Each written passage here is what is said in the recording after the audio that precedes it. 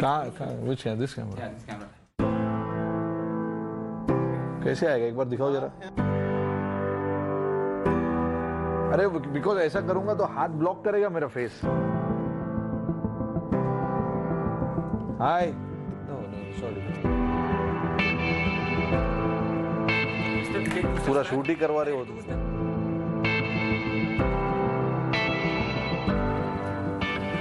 Hi, this is Rohit Sharma.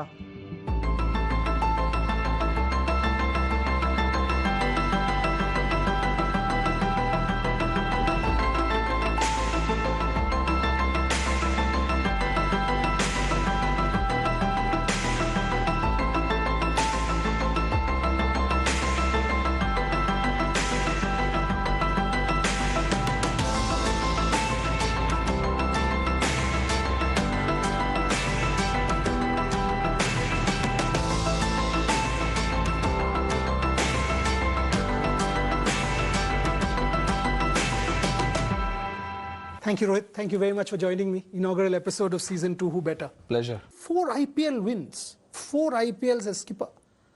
Now that is something. Franchise cricket, pressure of the franchise, pressure of the fan, pressure of the sponsors, pressure of everything. And 2 one-run wins in the final. I have to give credit to the team. Actually, they tend to respond pretty well of whatever I ask for. And that is what I think is very, very important for me. If I ask somebody to go and bowl that wide Yorker, if he's not ready to do it, it's going to make everyone's job difficult. So I just gave you an example. That's how it works. And if I say it, they will obviously ask a reason, and then you give them a reason why you want him to do that. And yeah, if like I'll tell you why I asked. Against Pune Super Giants, Steve Smith, who was an experienced campaigner, was batting. To pick that wicket, to pick Manoj Tiwari. MS Dhoni was also there at that point. Win by a run. Throw from deep, run out, one. Last year, Malinga, CSK won. Now, these are real tough situations last over for the captain to think clear. That's why I asked the question about leadership. No, I understand. Yes, absolutely. I think that's when I want my teammates to be on the same page as I am. And when I am when I'm going there to talk to them, I'm thinking of me as if I'm not important. You are important because you're going to deliver it. You're going to execute it. So whatever you want, I will do it. That's how I think about it. And captain, when I'm leading the side, I'm the least important person. That's how I want to think. Because if I'm thinking about myself to take the team forward and how I want to do it, I won't be able to do it. I'm thinking that I'm the last member of the squad and the other 10 are important for me. And that's how I will get the best out of each one of them. That's my thinking. Maybe wrong also, but that's how you think. I mean, it has worked for you. 4 IPL titles. Yeah, that's how I want to think. I'm the least important and I want the other 10 to be the most important. And see how I can get little contributions from all 10. And of course, my performance is also important. Obviously. I'm not taking that away, but I'm saying I want to make sure that they all these 10 guys who are playing, even the others who are in the squad, who's going to replace XYZ in the squad, I should be talking to them and making them feel important. And that is something that I learned from Ricky Ponting. Okay. That's the first thing he told me. When you are captaining, you can't just be thinking about how you want them to do it. You should always listen to them and then take it in your stride and see how you can filter that and give it to them. I mean, it was a great learning for me when he was part of MI. Leader of Mumbai Indians, leader of Team India, senior management, whatever it is. How do you actually look after youngsters to get the best out of them? Those players will come out good, or they will be at their best when they are not under pressure, not too much talking going about them behind. They get to know about all this. That's, let's be honest. Yeah, everyone follows. You go to airport, people will be like, "Arey yaar, you shouldn't have gotten out like that yesterday. You should have played that ball. You should have played straighter. Why did you play across?" So you keep getting that in your head. It's not easy. Airport ho, yeah, if you're sitting in a taxi outside India, taxi driver is telling you, अरे यार कल match जीतना चाहिए था आपको यार, गलत हार गए. So you just like think about it. Like you've gone through that day when you had that bad game. You've not slept properly. You're thinking about that game, and next day you want to forget all that, and then you meet a taxi driver and he's telling you all that. So it's not easy. So I'm sure when you're on the field, people are expecting so much out of all the cricketers who are playing for India. Ki yaar boss, you have to do it for us. You have to win. You have to score 100. You have to score 200. It's not easy. So I think we just need, and I know it's uncontrollable. You can't control that because that's the love of the people for the game and for individuals also. And that is what I'm trying to do with, all these younger players who I meet. That is what I'm trying to do, trying to tell them, yeah, don't take 5-7 years to get yourself ready. अगर अभी तुम कर सकते हो तो करो यार, सोचो थोड़ा, दिमाग को खोलो अपना, अंदर डालो चीज जो जो डाल सकते हो. बट तुम अभी 40 साल का नहीं हो, ऐसे बात मत करो. नहीं 40 साल का नहीं, मैं बोल रहा हूँ, see it's my job because they are my teammates and I see them going through the same phase. Yeah, but you are what, 32, 33? Yeah, 32. So then you still have 7-8 years of cricket. I'm not talking in terms of. Yeah, but you're just, I understand. I'm just trying to help them. True. Or help करना तो यार, it's on every teammate that they should help. If I see the same thing happening with them, why shouldn't I tell them? When people say, and everybody, if you go and ask anyone, that people say if there is ever a T20 200, it will be Rohit Sharma. Lots of people have said it. Do these things matter to you at all? I mean, do you even think that, oh, you know what, T20 double 100, something that has never been achieved, people are saying I can? The T20 100, yeah. I mean, see, I don't play for what people are talking outside. I want to play for the team and I want to do it well. All those things, if you take it in your stride, it's going to add pressure on you. Yes, people are expecting now for me to get a double 100. How do I do it? What do I do for that? No, I mean, when I scored my first double 100, I never thought about it. Nobody told me that you should get a double 100 one day. So I'm thinking about that. Nobody expected anything from me and I got it. I got a double 100. Now people are saying because they've seen it. For me, it is important to stay away from all that and just be in that zone. I have bat in my hand. Bowlers are bowling at me. I need to play the ball. That is all I have to focus. I cannot be thinking that XYZ wants me to get a double 100 and all that. It's not going to happen like that. It doesn't happen like that. You just need to focus on the process and trust the process. If you trust the process, maybe one day you will get it. Last couple of years, I've actually seen the best of Rohit Sharma. On the field, even off the field, as father. Are you in that zone where you're playing the best you ever have? Yeah, you can say that. Probably the best time of my life in terms of what I do on the field and also what I do off the field as well. Enjoying each and every moment that is provided in front of me. And yes, the sport is something that if you start enjoying, you feel so relaxed and you feel so comfortable in whatever you do. So I think I've started, enjoying that a lot more than what I was doing before. I was taking too much pressure earlier and thinking about my game a lot than I should be thinking. So everything was overboard. So I wanted to balance it out in some way that could actually allow me to go and be expressive on the field and not without too much burden. So I think I've done that pretty well in the last few years. Earlier you used to put... How did this transition happen? Was it self-realization? Was it experience? How did you come about this? Again, bit of everything. Self-realization in terms of, I started thinking this overthinking and going overboard is not going to take me anywhere. I was trying to do a lot more than what I should be doing. I was forgetting basics of cricket, which is to just go and play the ball, hit the ball. I was focused a lot on technical issues of my batting, which is at times good, but you can't do too much of it. you know, because then you tend to forget your own batting, what you grew up with.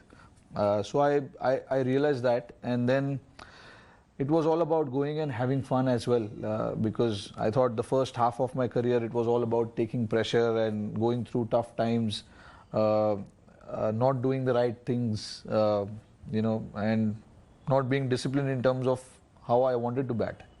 So now, you know, at some stage, at some point, you have to go away from that and start enjoying the game more. While I was doing all of that, I was not enjoying the game that much. You know, I was only focused on, oh no, I need to get better, I need to do this, I need to do that, and I forgot how to enjoy the game. Which is, you know, when somebody takes a wicket, you go and celebrate, and when you score a 50 or 100, you go and celebrate that. I lost all of that in those phases. But again, it was my own realization that got me here to think, because you know, it's your own battle. You have to figure out your way on your own. Yes, there are people to help you, but you know, eventually it's your own battle that you have to fight, and you have to find ways to do it. Let me just push you a little bit on your mindset. When you play a super over, you have 17, 18 to win. 2 balls, 10. You hit a 6, you hit a 4. What is the mindset of a player? How confident can one be? That's my thinking, my thought process. I may be wrong also, but that is my thinking, that bowlers are under pressure. When they're bowling a super over, bowlers are under pressure, because having been part of few super overs myself, captaining the team, I know what the bowler goes through. Like, let's say, for example, there was one super over where Bumrah was bowling, and you know, when you go and talk to him about what do you want to do now, what do you want to bowl, I'm talking about IPL, when we played the super over against Gujarat Lions. So bowlers are always in two minds. No, I will bowl a wide Yorker. No, I'm going to bowl him on the stumps. So there's so many thoughts going in your head at that point, and someone like Bumrah, whose execution is more often, you know, perfect most of the time. A bowler like him thinking that in that fashion, you know, makes you think that, okay, this is not easy for a bowler to come and execute. He's under pressure. He was in actually deep thought whether to bowl a Yorker or a bouncer, or what to bowl, because if I'm not wrong, there was Finch and McCallum who were batting. Yeah. Gujarat Lions, yes. If I'm not wrong. So, you know, they're solid hitters. So if you miss it, they're going to hit it. So you keep it very simple. And when somebody like Bumrah tells you, like he's an experienced bowler to bowl in that situation, so you will always listen to him and not try and confuse him. That's the last thing you want. You don't want to confuse your bowler. So he was telling me, okay, I will go Yorker, straight Yorker. I said, yes, please do it. Ravi Shastri, season 1 of eInspiration, said to me that if Rohit Sharma did not make himself a successful test cricketer opening, he would feel his job as coach was not finished. He says, with so much talent, with such potential, if someone is not doing it, how can we let that go? So opening the batting, December will be the series against Australia. It'll be a great series. I'm quite looking forward to that. With Smith and Warner, it's a different side. Yeah, it's a totally different side now. How they played their Ashes cricket in England, you know, they played really well, and we know that it's not going to be easy there now with those two guys in there. Plus Manas Labuschagne playing really well. Yeah. They've got a good side, you know, and they have got match winners in their squad. So do we. You know, we've got match winners in our side to counter their match winners also. So it will be a great contest, and you know, we want to win. We want to do everything we can to win again. But again, there will be processes which we need to focus on and do small things right first. You know, there are little patches that you need to try and focus and try and win that patches, or rather, I wouldn't say session, but the patches. You know, sessions is 30 overs. I'm not talking about 30 overs. I'm talking about 5 overs, 10 overs. Because, you know, that's how you win games. That's how you dominate a day of test match cricket, whether we are bowling, whether we are batting. So you try and do well in that particular patch, and then see how you can manage to get that into you know, a next hour of test cricket. Rohit, 2019 was Rohit Sharma's year. That I don't need to say, everybody in the world will acknowledge. How tough was 2019 that World Cup, 500s, and your team still did not make the final. The whole country was disappointed. Everybody's disappointed, still are. But you, man of the tournament, 500s failing. Yeah, it was a hard pill to swallow. It was not easy because the team that we had, and plus the way the cricket that we were playing in the entire tournament, the startup and the lead up to that tournament, we all were in good form. Mentally, we were in good space, all of us. We were enjoying each other's company, and everything was going pretty well. And yes, that one bad day in the office, and we were out of the tournament, which is very hard if you have to rethink about it. But again, the only thing that I was not able to,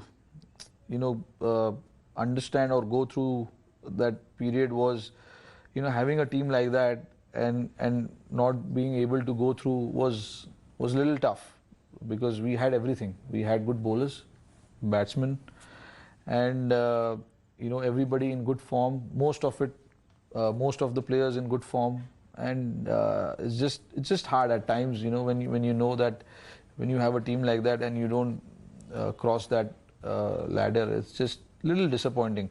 But again, life moves on. You have to move on. There's so much cricket that was coming up after that as well.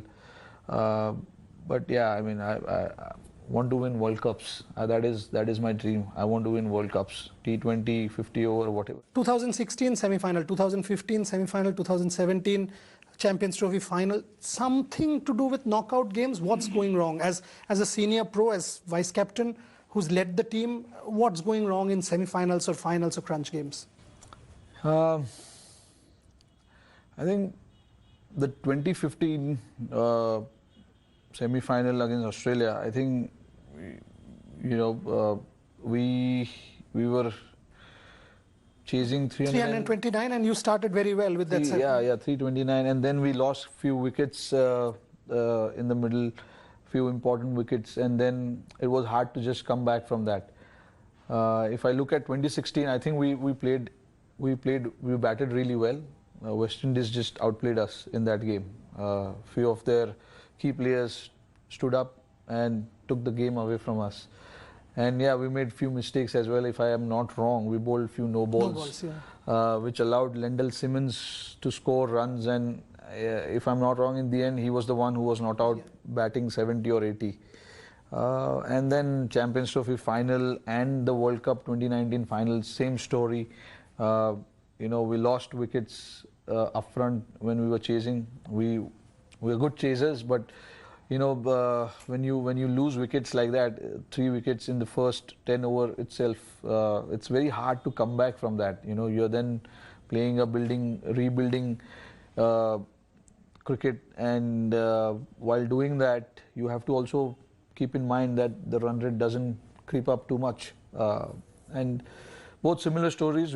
As a team, we've tried to address that. What happens if we lose 2-3 wickets early?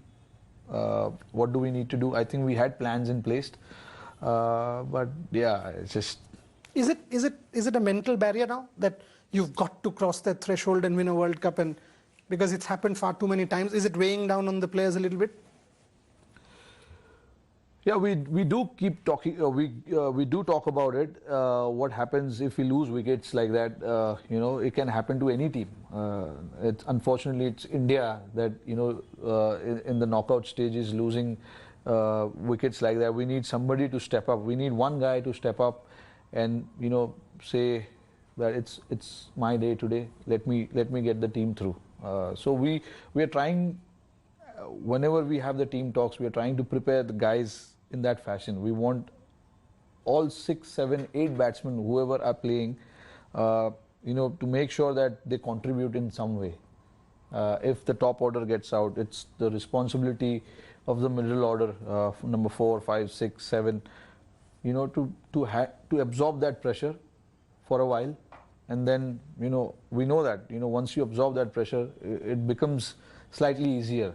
So you just need to get through that phase and analyze what you need to do thereafter. Rohit Sharma, the father. We both discussed this as fathers. We both have one daughter. this is the most unreal experience in the world. Your experience of being a father so far. It's been wonderful.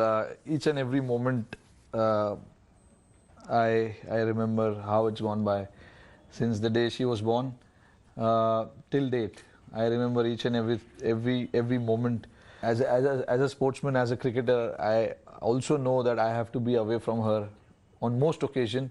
What do you say? Like it's very hard to say or think that when she first started